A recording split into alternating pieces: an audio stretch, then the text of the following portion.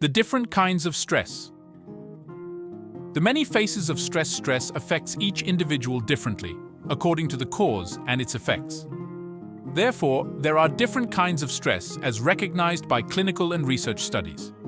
It is important for an individual to recognize the cause of stress in order to know how to deal with it and hopefully reduce stress levels. Moreover, each type of stress has different approaches to treatment. Basically, there are three known types of stress: acute stress, episodic acute stress, and chronic stress. However, a fourth kind, psychological stress, is also becoming more prevalent and is considered as a legitimate type of stress. Acute stress. This is the most common form of stress, which results from the pressures one is subjected to in their everyday life.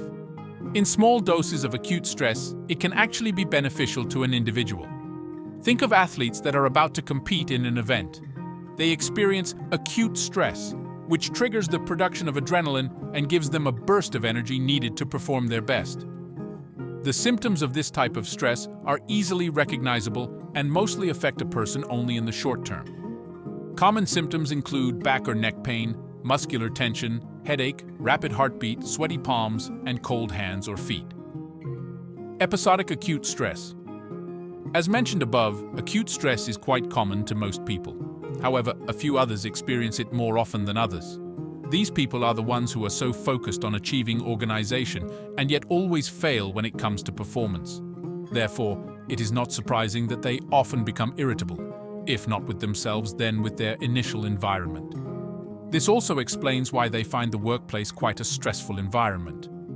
Other forms of episodic acute stress are those people who keep worrying. They have become so pessimistic about the environment that they always project something wrong would happen. Hence, they end up feeling awful, tense, or anxious without having clear reasons for feeling that way. Chronic stress. This is the type of stress that wears one out. Plus, it builds up over time and can produce long-term effects on a person, whether emotionally or physically. Most forms of chronic stress are caused by trauma that they find difficult to let go of, so it continues to disrupt their everyday lives. One problem with chronic stress is that people typically believe that it is something that is innate to them and that they cannot get rid of. Thus, it makes treating this condition difficult because it is often ignored by the person affected by it. It can, however, be treated through stress management procedures and behavioral treatment. Psychological stress has its own set of complexity. With the different types stated above, psychological stress concerns more of a person's ability to respond to a given situation. To be specific, the loss of that ability. During dangerous situations, your body produces hormones known as adrenaline and cortisol that prompt the body to respond. Compare this to charging a battery that produces a high voltage that must be discharged. In the case of a person suffering from psychological stress, the body fails to discharge that burst of energy that is produced.